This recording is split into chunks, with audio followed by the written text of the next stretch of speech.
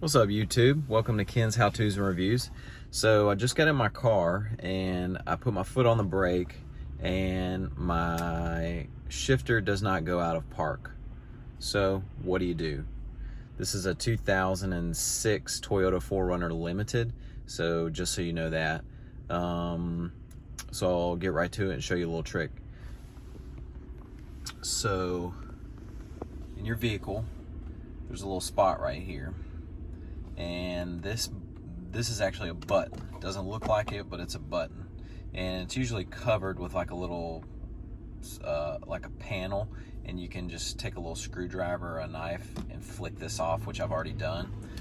As you can see, I'm putting my foot on the brake and this guy is not going out of park.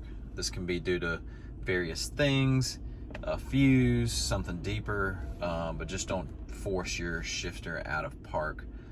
And take your but to find out what's wrong with it, you can take it to a dealership or a car repair, or you can YouTube it.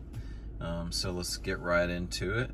What you'll do is you'll take your finger, you'll press down, and all you have to do is just move your gear.